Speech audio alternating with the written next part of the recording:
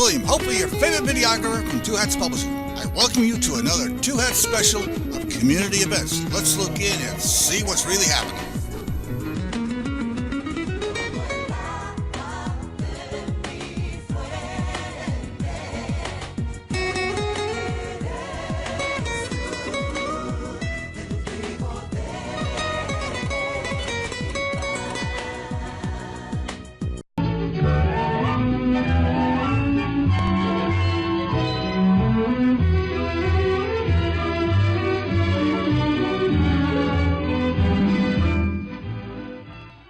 And good afternoon and welcome to Lambda Weekly. I'm Dave Taffet here in the studio with Lerone Landis and the late Patti Fink, who would have been here sooner had she not been...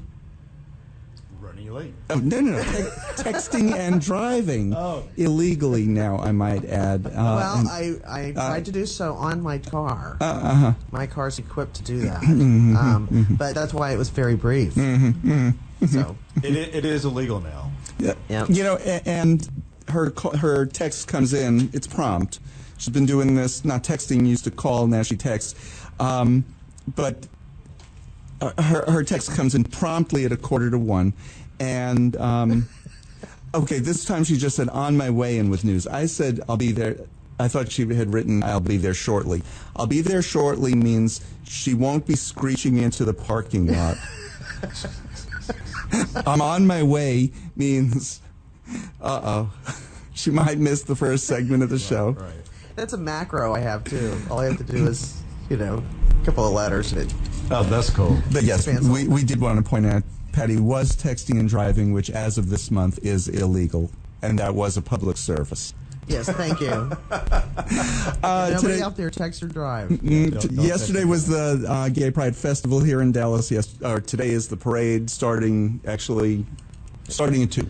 I was going to say just started, but starts at 2. Still got time to get down there. Won't have time to find parking, but you will have time to get down there. Just Uber. And I'm sure that's what a lot of people are doing. Yeah. There's been talk about the parade being too corporate, the parade being not grassroots anymore. What do you think of that? And we do have our grassroots parade, which is... The Queer Bomb. Thank you. In June. Right. And I love that event because it is just grassroots. It's just fun. Yeah. Well, it feels to me like a lot of the celebration that is Pride has been kind of sucked out of the event in many ways. I saw a post last night about somebody who took their kids, who took their water bottles, that their personal water bottles, and they made them pour the water out at the gate. Oh, wow. And then they ran out of water to sell. About halfway and through yesterday, I think August finally hit. It was hot down there. I mean, it was really hot. This is Texas, people. Wow. Dallas, Texas. And in the summer, I can't tell you how many prides we've done in the third Sunday of September where it's just been blazing. Right. And people actually have heat exhaustion and stuff. And so I think to lighten up on some of that stuff, because that's really just nickel and diamond people. And I was going to say, is that the whole purpose, just to benefit? Don't you? No. Shouldn't they? No. Shouldn't do you know where that comes stay from? Hydrated? Here's where that comes from. That comes from Homeland Security. Homeland Security isn't looking at it as, oh, well, this is a pride parade. They're looking at it as, this is a pride parade and some infiltrators are going to come in and do some harm. And the post, I saw that post that you were talking about, Patti, and you're talking about kids. Yeah. Yeah, you're not talking about Let them domestic terrorists here. They had even threatened to take away the water bottle and it was like a gift to the kid from a relative that there was. And here's something that I read also, that they were planning on addressing those things because people who are running the parade do agree with that. But it's those things that take the celebration kind of out of it. Yeah. Right, although the best part of the festival yesterday to me was the teen pride area. And you know why? We were talking to a number of the kids who were there, And all of them said, "This is my first Pride." And I'm thinking, yeah, this is my 100th Pride. Exactly. Having just had a birthday, I was kind of really feeling like, yeah, this is like Pride number 376 for me. But the kids who were there was such joy. There was such excitement. They were just having fun and being kids and being there with other gay and lesbian and transgender kids and being themselves. Yep, and you don't want to take that away. And that's what Pride is about. Yeah, so, absolutely. one of the things I did last week that was so much fun, I went to the float manufacturer, Lone Star Floats, which is over on Westmoreland in West Dallas. And this manufacturer makes floats for 77 parades a year. Wow. This one, he's doing 30 of the floats that'll be in the parade today, so he does more for this parade than for any other parade. Wow. He's been doing this since 1970-something, where he worked for his parents' float company in South Carolina, and he's opened his float company here in 1982. And he and his whole family run this company. They only have 2 other employees, plus some truck drivers who actually deliver the floats. Well, it was fascinating. Floats themselves are wider than a traffic lane. Well, you can't drive a float from here to San Francisco wider than a traffic lane, so all the floats fold up. Oh, interesting. Yeah. And then they're just taken on a flatbed and they're delivered. And you get there and you go, ta-da, because you unfold it all. Right. It's a whole process to tie and untie and wrap and unwrap these floats. But it was fascinating. He has a whole room that's the glitter room. Oh. His wife runs the glitter room. So that must be our room. Yeah. Yeah, except they use it in every parade. Here's How about the unicorn room? They have a unicorn room? no unicorn room, although there are some unicorns. He showed me all of their stored stuff that they can reuse on floats, like tin soldiers and Right. other stuff like that, cupcakes. And okay, so the glitter room, the Austin parade was put off. Austin wanted to do their parade today, and he told them, then you're not getting floats. So theirs is on the 30th. And then Fort Worth parade is the 6th, 7th. It's Saturday, the first Saturday in October. And he was worried. He said, we get our supplies from around the country. Glitter comes from, obviously, Florida. Did not know that. You would think- fields and fields and fields You would- of that glitter. You would think Raising San glitter. Francisco, but no, it comes from Florida. So he said, if the glitter factory took a direct hit, there's not going to be much glitter for Austin because he's using all of it in the Dallas parade. Yeah, and when winds of 200 miles per hour hit the glitter factory, that must be quite a sight. Tell me about it. Tell me about it. So anyway, but that was fascinating to see him putting together these floats with so few people. I mean, it's just him, his son, his daughter, their spouses, and that's it. And they manufacture, they're working all week long, and then on Saturday they deliver the floats, Sunday they're in the parade, and tonight they'll start going back to the factory. Then he has to rip all the stuff off of the float, and the average float and they reuse the frames. He had one frame he showed me is 25 years old. Wow. They're that well preserved because in order to keep them from rusting, by hand, they remove takes an average of 15,000 staples to hold all the decorations on the floats by hand. They take all remove that off. all of it. Oh, wow. Is that a repetitive? Who would have thought that you could have a float business 9 to 5 year long, all around the year? Just all kinds of floats. There's Martin Luther King Day, there's Labor Day, there's 4th of July. Right. There are Pride parades. He does Houston, which is in June. He does several of the others that are in June. But most of his June is taken up with 4th of July parades that are all over the country in smaller cities as well as larger. There are Memorial Day parades. There are parades for all kinds of events. And then the small cities have parades for something that's very local also. all kinds of Christmas parades, Thanksgiving parades, and he participates in 77 of them around the country. Mostly Texas, Oklahoma, Louisiana is the bulk of his business, but he goes as far as the East and West Coast to deliver floats. That is fascinating. Isn't that fascinating? But watching them put this stuff together and, seeing all the giant props that he has around his this shed. It's a huge industrial shed that he has. It was just fascinating to see. It was so much fun. Well, New Orleans has a famous float maker as well, with a giant warehouse. And they put together all of that stuff for Mardi Gras every year. After Katrina, he moved here. Morning News went to Lone Star Floats and asked him what does he think of this competition, and he said smugly, he said, "I know what his prices are. I'm not really worried. Welcome to Dallas." When he came here, do you know how many floats he sold? 0. And within a couple of years, moved back to New Orleans. Wow. Yeah. Wow. Because it's a different type of float and just on a whole different level for Mardi Gras. Yeah, So. it is. But if we have a glitter room in our area, That makes the pretty place cool. special. And I wonder, if they've been so successful all this time, maybe they don't need this, but it would be kind of cool, or to have a gay creative director. Do you know? Because I bet there's some ideas they haven't even hit on. He does a great job with it. It's not like, yes, he's there working with his son, his daughter, their spouses. There was nothing when I called him and said, "I'm from the gay paper." He said, "Oh, come on out." It was nothing like, "Oh, the gay paper, what's he going to write about it?" None of that at all. It was just, and he's my age, so. I'm just thinking they could just crank their creativity though. They had Oh, he's real creative. He's extremely creative. I mean, just seeing all these props that were all over the place, it was like walking around Munchkin Land.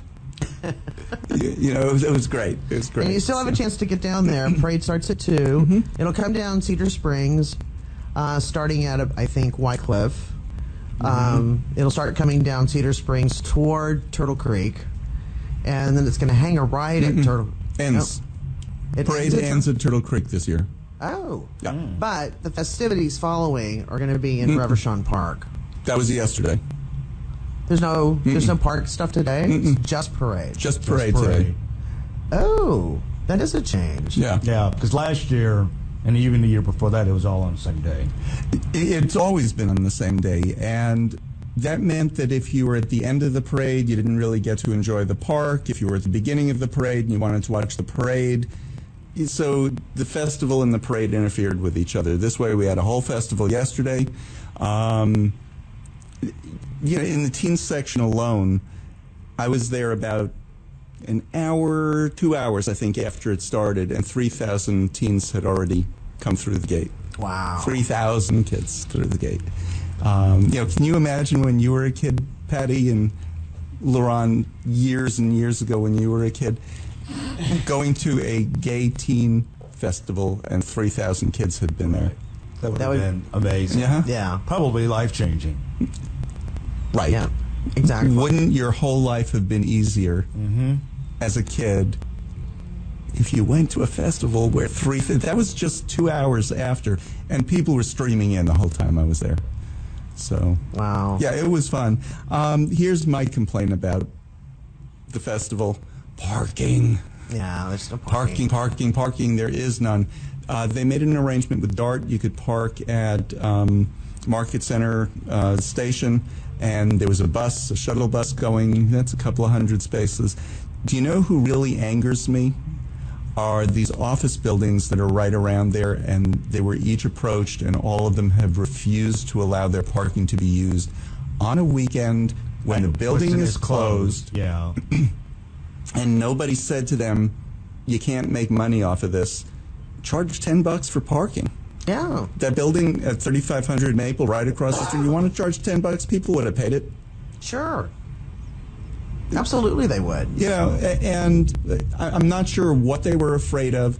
When I left, and I left about 4:30ish, something like that. The festival had been going on since 11. You worried about litter all over the place?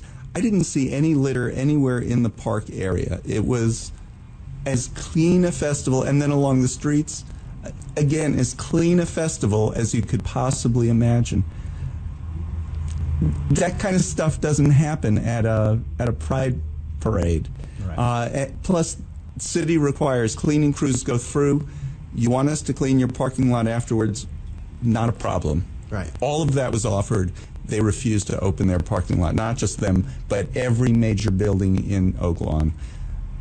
Wow. You know, you want some concessions with your building? Be part of the community. And every one of those buildings has asked for concessions when they were being built. Yeah.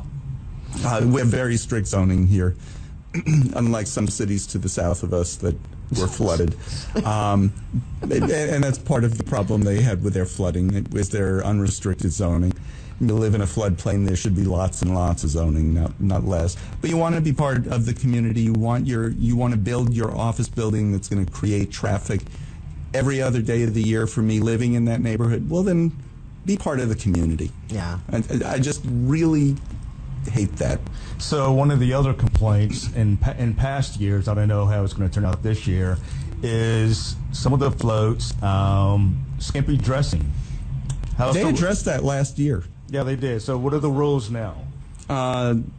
You know, you can still be skimpy, but you can't show anything. And are we being prudish about this? Well, Lerone is, but there are lots of kids at the parade. But you know what? I didn't get into any debates, but I saw a lot of debates on Facebook about this last year. There's a lot of pushback from those who want to dress skimpy against those who have kids. And they were like, you know what? These parades aren't for the kids. If you want to bring them, fine. But we shouldn't have to, bring it down for them. So there was some pushback. There's some pushback on each side. Yeah, I think they came up with a good compromise, though. Now, if you're wearing especially white, tight boxers and it rains, you have to have a pair of shorts on the float to slip on. Right. So, because there was one year that was the skimpy short disaster. That was the last time it rained, yeah. You're listening to Lambda Weekly on 89.3 Knon FM. I'm Dave Taffet here in the studio with Lerone Landis and the late Patti Fink. And Chris, we'll be right back. Chris is running the board for us today. His evil twin, will be with us next. Guys, I'm C.D. Kervin, and you're listening to Lambda Weekly on 89.3 Knon FM. And welcome back to Lambda Weekly. I'm Dave Taffet here in the studio with Lerone Landis and the late Patti Fink. And we were just talking about the parade. Parade starts in about 40 minutes. If you live anywhere near the parade route and you're thinking of driving, don't just walk over there because their parking is going to be tight.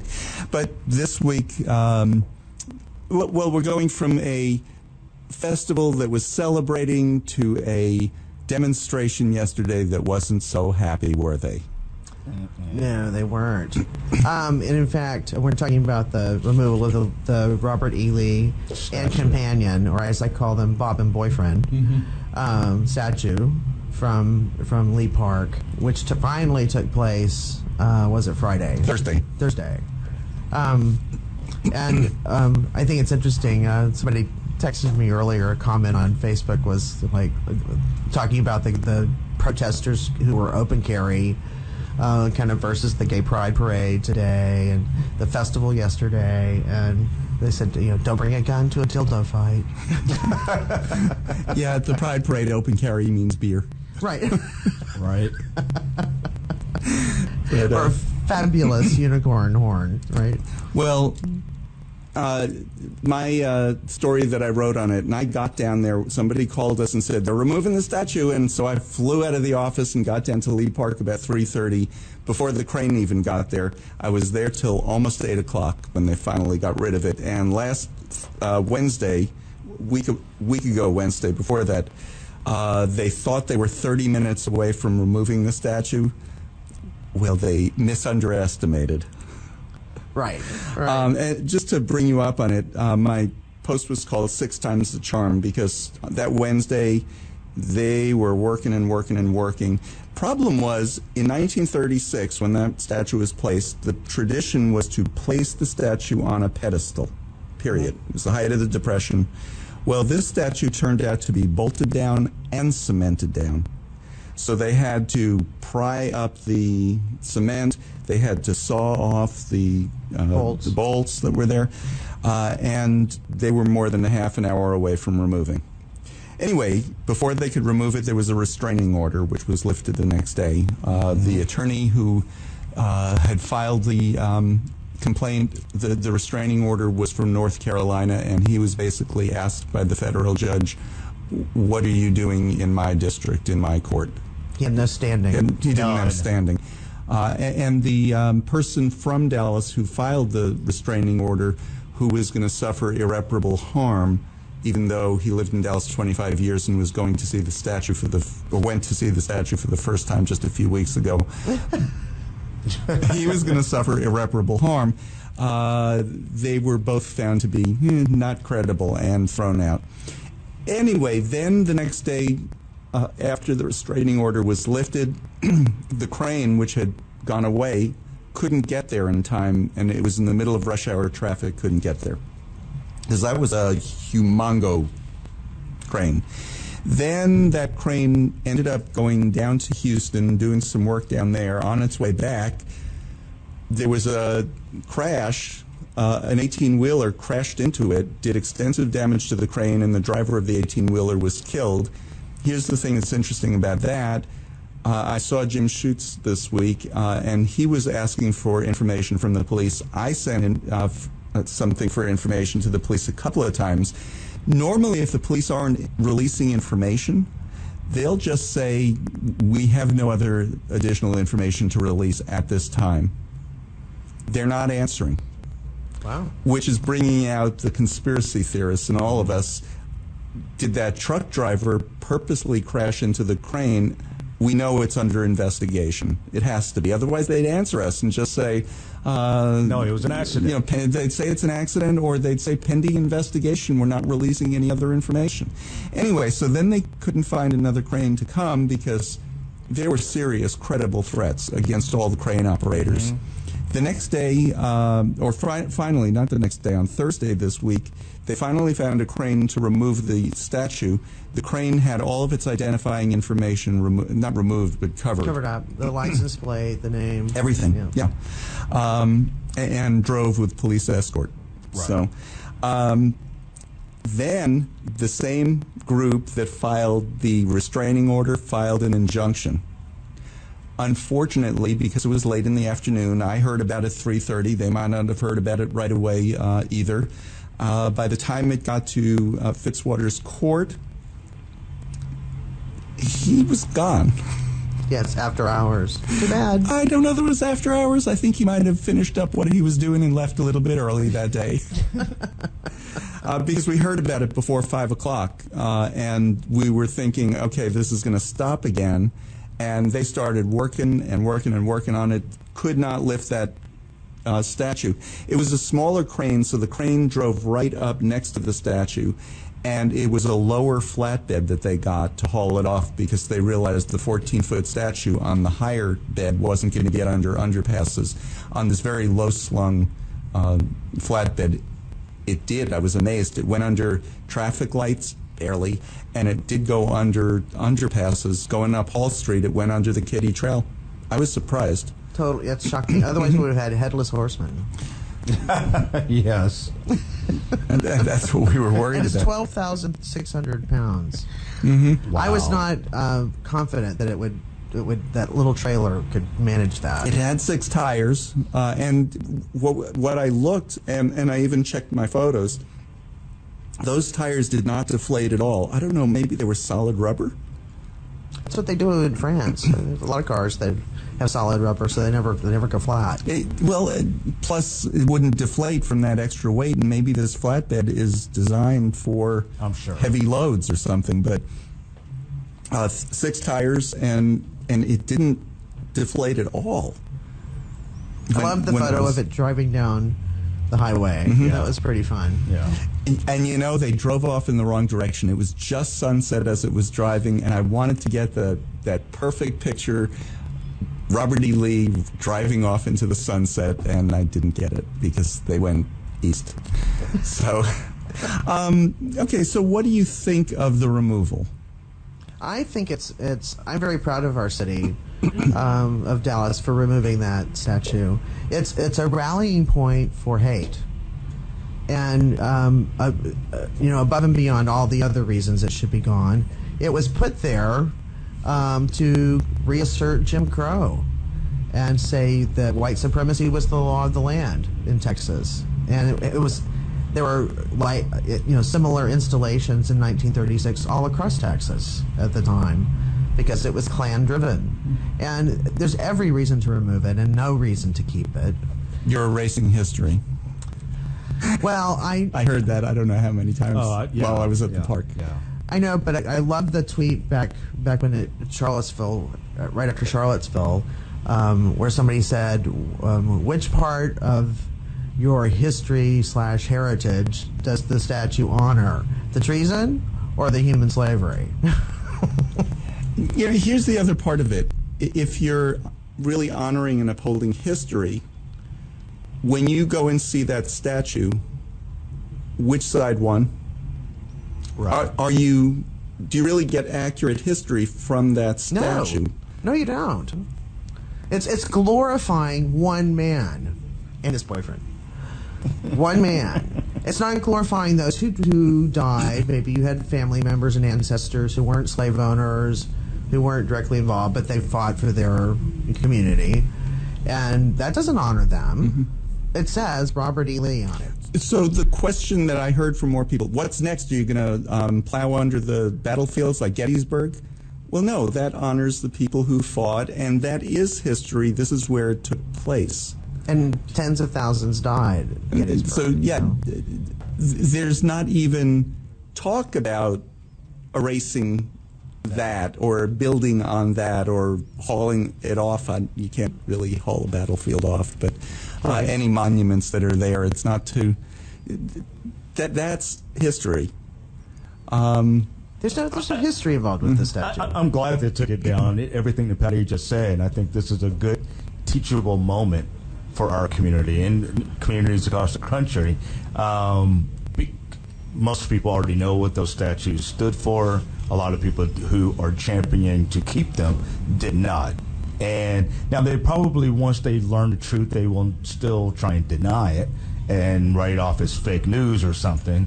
But I think this has been a good teachable moment. It's like what these statues really stood for. Okay, now, I was talking to this one woman as they were lifting the statue off the pedestal. And by the way, it was cemented down in some places, but you know how it looks like there are bricks around the top?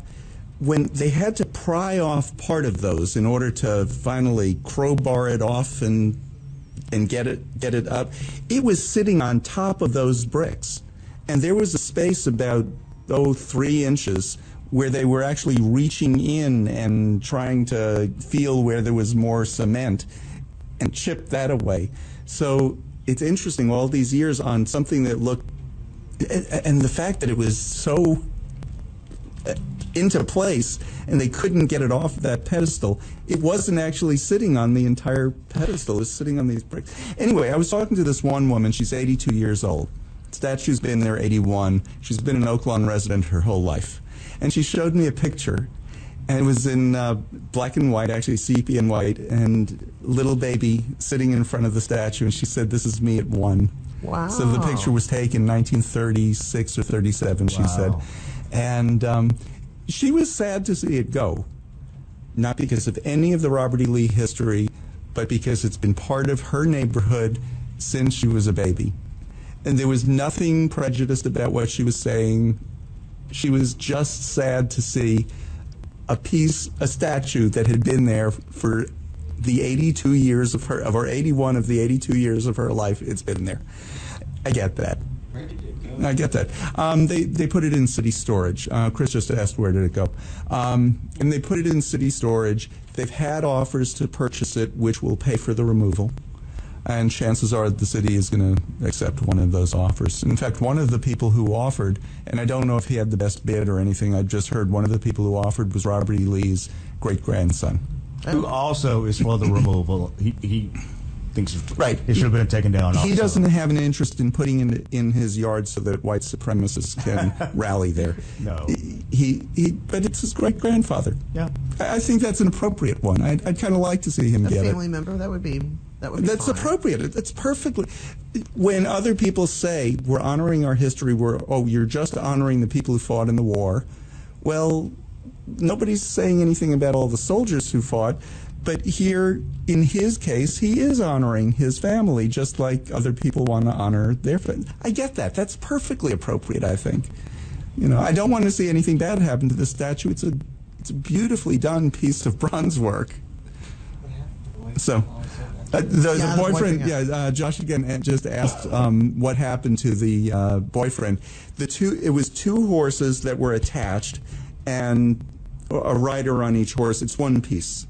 So when they lifted it up, it's not like they had to lift up one horse, lift up off the other. It's one big bronze piece. So, and I was told one thing is historically inaccurate about the statue.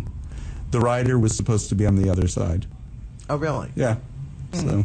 And I've heard that before, but somebody who was against removing the statue had to prove that he knew more about it than anybody else. But I actually had heard that before. So, historically, that is accurate. Well, I know there's different meanings if the horse has a leg lifted, or depending if they're wearing a sword or whatever. Or come out of battle.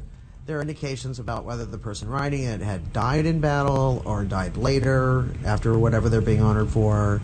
There's different signals or whatever that people would put into those statues. But you don't see statues around Germany of Hitler. Exactly. You don't, and these are all like analogies. And you don't see Civil War statues across the North, which won the war, which is kind of interesting. What you do see in the Northeast are statues to the Revolutionary War. Mm-hmm. Thomas Paine's cottage was right near the house where I grew up, and that's a historical site to go and see his house. But there are pillars and other statues to the Revolutionary War. Now, right after the Revolutionary War, there were still lots of royalists. You don't see any statues to King George. No, and in fact, there's a meme floating around that they were tearing down the statue of George III.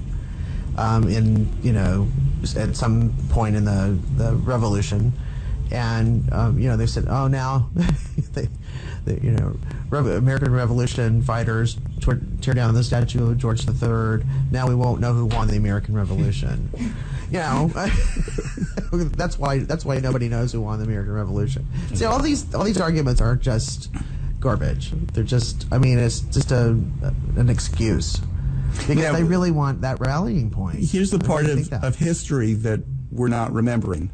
That because we're taking down the statue, of course we remember history, right? Right. So a motorcycle is driving down Hall Street, person has on a Nazi helmet, and he's rallying for the statue and screaming about the Jews, and the Jews are ruining whatever. But this is Civil War history he's remembering, right? Okay, which side did most Jews fight on in the Civil War? South. The South. Why? Because they lived here. Because New York didn't become a point of entry for Jews until after the Civil War. So if you were Jewish who was the first congressman from Dallas? David Kaufman. First Jewish congressman in U.S. history was from Dallas. Why? Because Jews lived here, not up there. So don't tell me that statue is teaching you history, because it isn't. Right. So... Anyway, we have a couple of minutes. I know you have several things you want to get to, but let's just talk about Edie Windsor for a minute. Edie Windsor passed away. Yeah.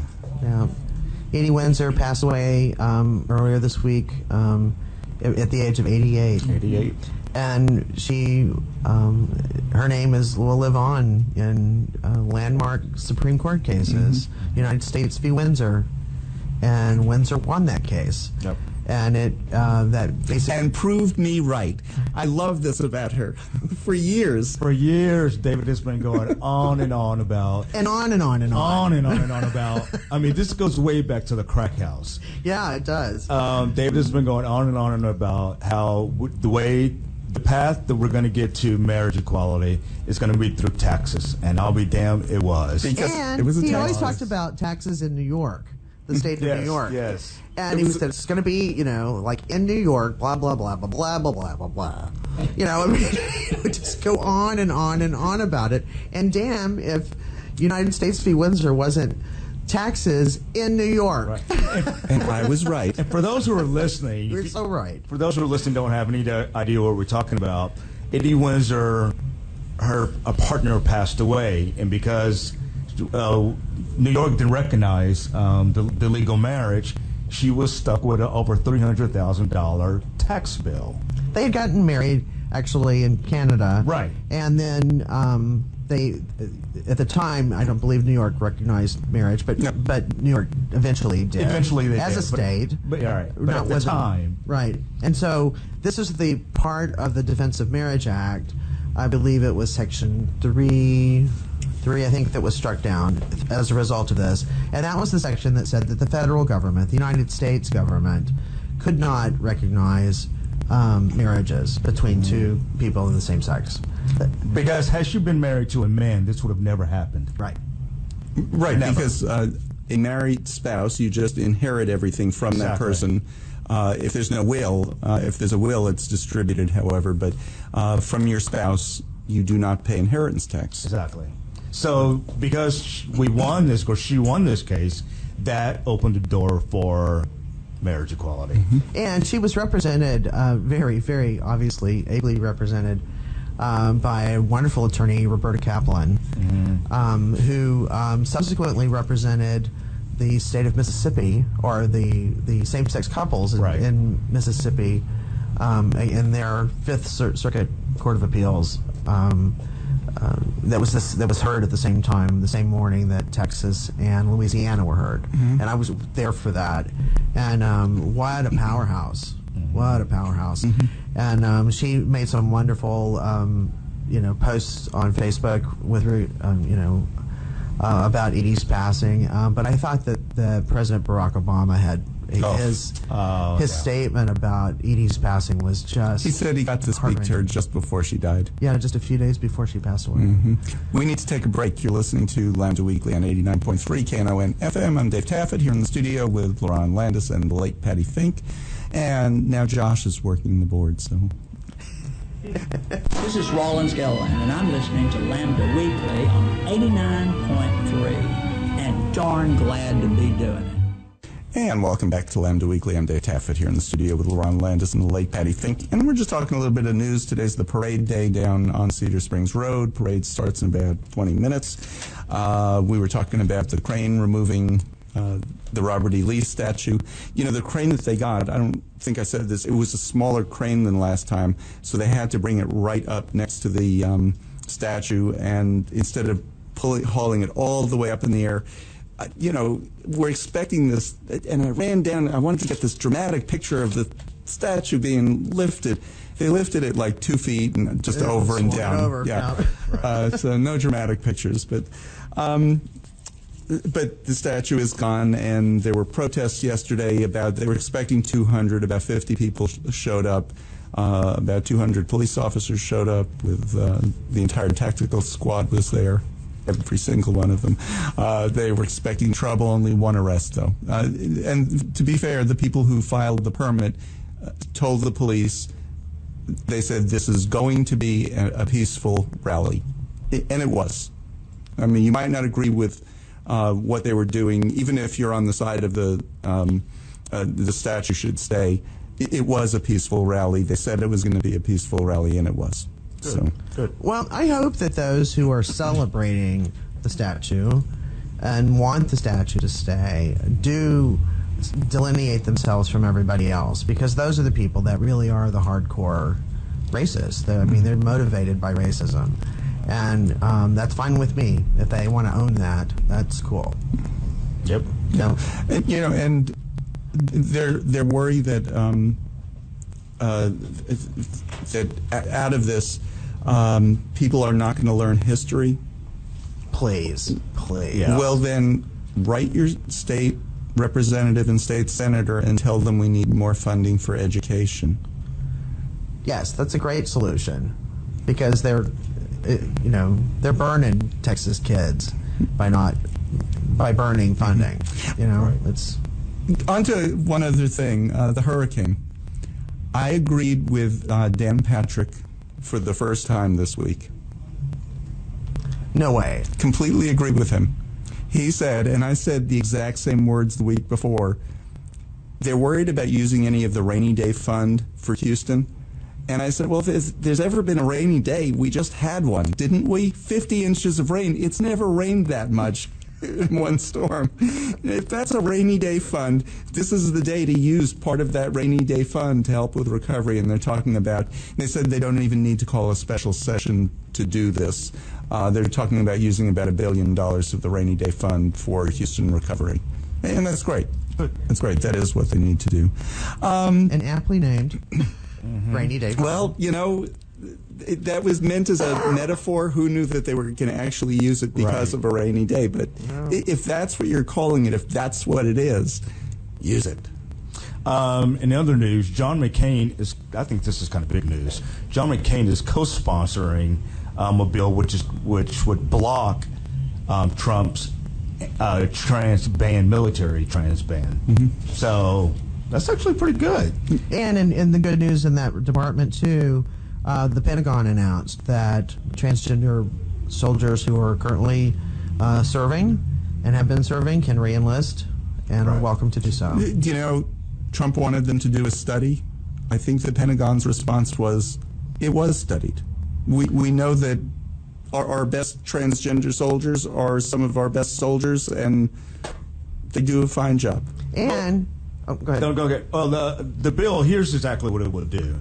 It would not direct Pentagon to accept transgender people into the armed forces, so it won't do anything as far as new enlistees. Instead, it relies on a military study on the issue announced June 30th, and it gives it a February 21st next year deadline for the study to reach Congress. I don't know what they need to study for, but that's really what the bill would do. The bill was sponsored by Collins from Maine and Gillibrand from New York, so it is bipartisan. John McCain signing on to this is impressive, because if anybody's military experience is respected in the House or in the Senate, well, in the House as well, but in the Senate, is John McCain. And across the country, except for the White House. Yeah, I was going to say, except for the White House. You're not respected because you lost. You get captured. You got captured. Yeah. He likes people that don't get captured. Right. Please, the draft dodger.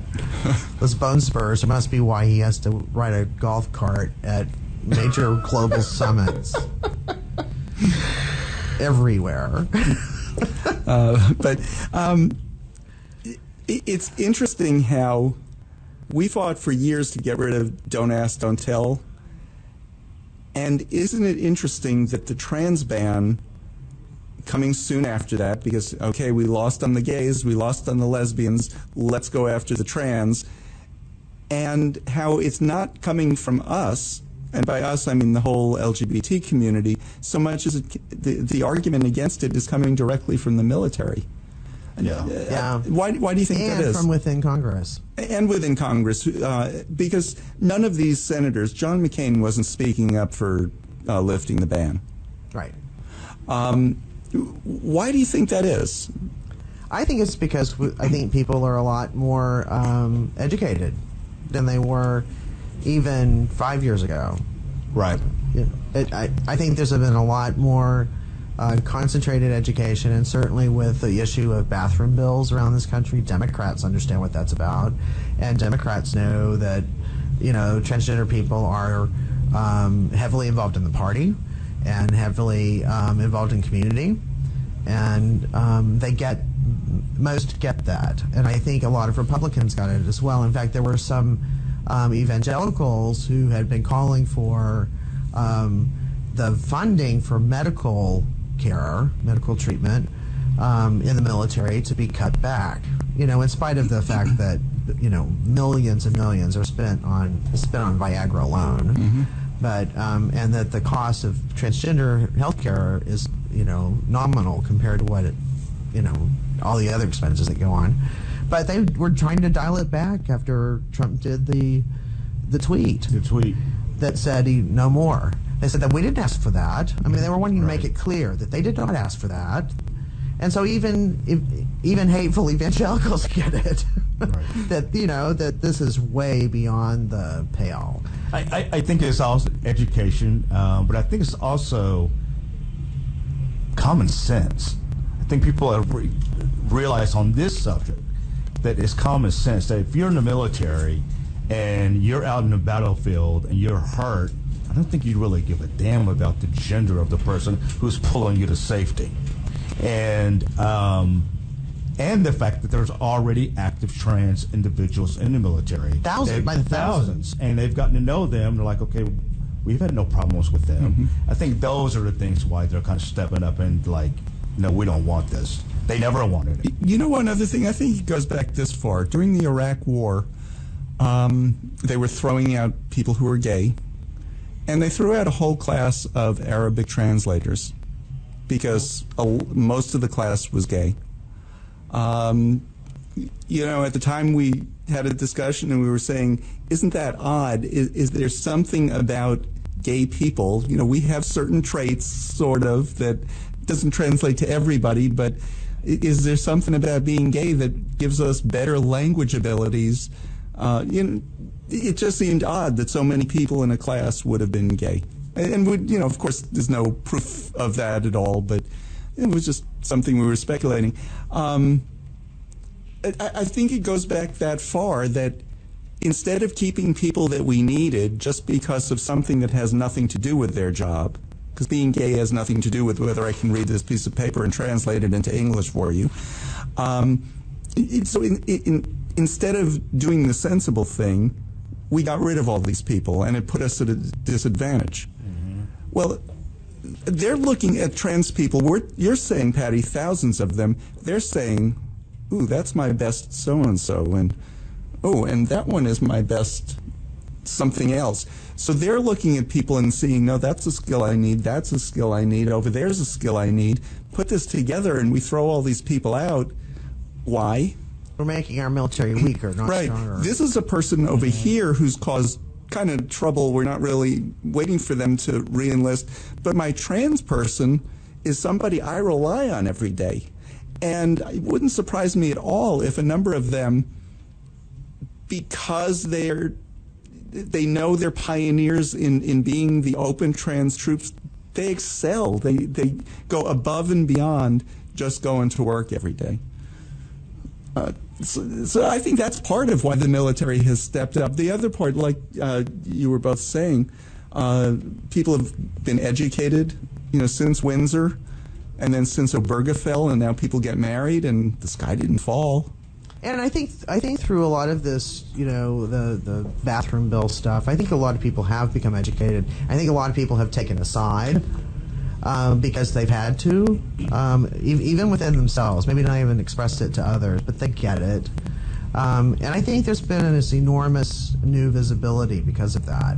We certainly saw the galvanization of the trans community in Texas because of the bathroom bill, and people know each other now, and they work together, and they formed groups that regularly communicate. And for example, they had the VMA Awards.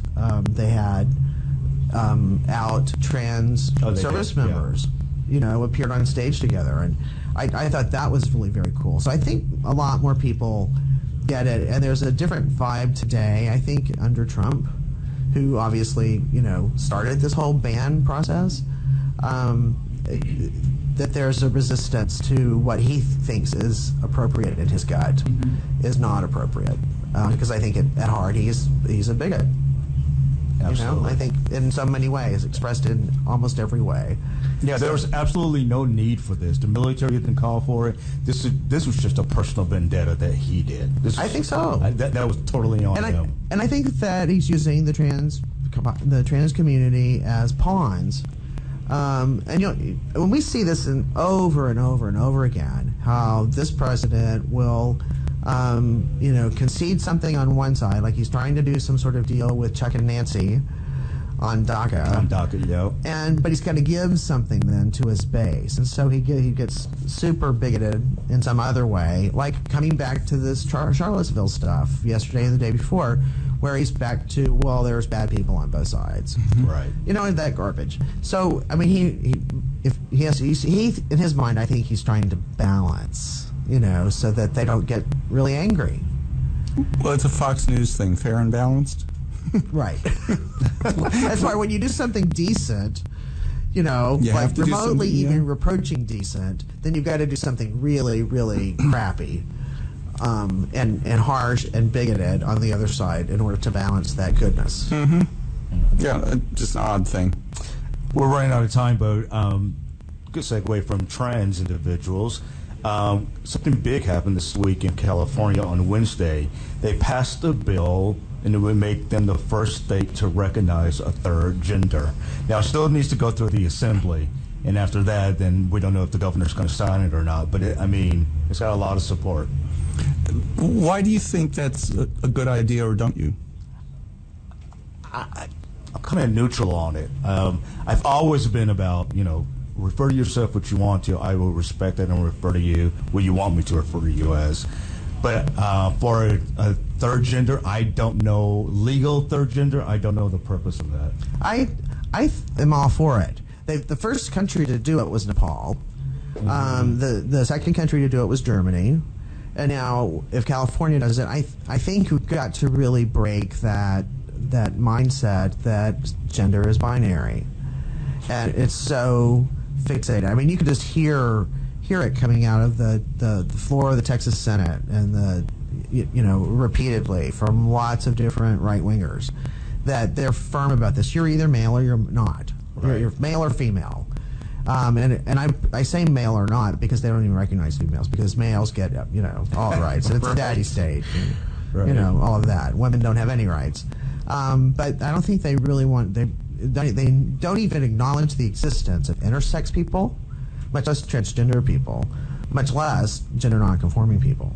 And so I think that from an educational standpoint, to be able to have at least one state, and that's why I think too, it's almost like the mail-in voting that we see in Oregon.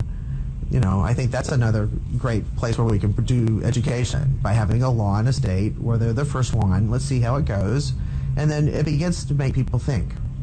And so I'm very happy that they're doing that. Well, I'm definitely not against it. I said I was neutral, but I'm definitely not against it. I just said I don't know what the purpose would be. Like David and I were talking before the show, there are times gender does matter, and I can't think of a broader place that it does matter, and it is in the medical field. When you go to the doctor, they're going to need to know. If you're a trans woman, well, you might want to tell them that you were born, a male, because there's different medications for the same disease for male and females. I don't know why, but it just is. So in that aspect, and certain people have had gender reassignment surgery, but that doesn't include everything. And you need your doctor to know if you're male, if you're male to female, if you still have prostate gland, then you need to be checked for prostate cancer. Exactly. But you know what? That should be between you and your doctor. And if you have a third gender, then it gives everybody an opportunity to talk. Well, yeah, that's a really good point. If you are identified as a third gender when you go to the doctor, I'm sure if he looks at your chart, he's going to say, "Well, we need to discuss more about this." And I work in healthcare IT, and there's a difference between what's called an administrative sex, and a clinical sex. And administrative sex is more about what's on your papers, what's on your driver's license, your passport, your birth certificate, all those things. What you present legally versus what you are clinically. And so right now, it's still trying to stuff everything in both of those kind of systems, the administrative sex and clinical sex, stuff reality into two options. Now, one problem that I see with needing to talk to your doctor is on any of these ads for any of these new medications that come out, it always says things like, and if you've had a kidney transplant, please discuss this with your doctor. Well, I didn't do the kidney transplant myself. I would think my doctor knew about it. So I'm not getting that point of it. Perhaps, but you could easily switch doctors. And they don't say that if you're doing a medical intake. And I know that that's more aimed at if you have just gone to a clinic and your doctor doesn't know that you're on this drug or that you should discuss this with him. Right. I'm sure that's what they mean, but it comes out so dumb that what it says to me is, oh, people don't talk to their doctors, do they? I know my father never did. In lots of situations, a lot of people don't. But I think by having a third gender, it's just a reflection of reality. It's male, female, and neither of those. You know what I mean? That's because that's the world. There's a small population, but there is a population of intersex people who are absolutely, neither. and there are there are, especially with I say the young folks, but there are a big group of them who don't identify as either male or female, and I'm totally fine with that. And I think it allows people to have a reality-based system rather than saying, let's pretend it's just two, and you decide, let's figure out a workaround for everybody who doesn't want to abide by the two. That's what we're dealing with now. And it's just nuts. This is the reality is that there's male, female, and then there are those who are not male or female. Who don't identify as male or female. And I think a big problem, a big portion of that has to do with gender conformity. And, I think that goes a long way. Just because a male who need to wrap up. We do need to wrap. It's 2 o'clock already. We are completely out of time. Have a happy parade day. Next week, our guest is Neil Cazares Thomas, Senior Pastor at Cathedral of Hope, and we will see you then. This is William, hopefully your favorite videographer from Two Hats Publishing. I hope you enjoyed this video. If you like it, please leave comments below or like, follow, or subscribe to us and get notices of all our videos. We love it, even when you call.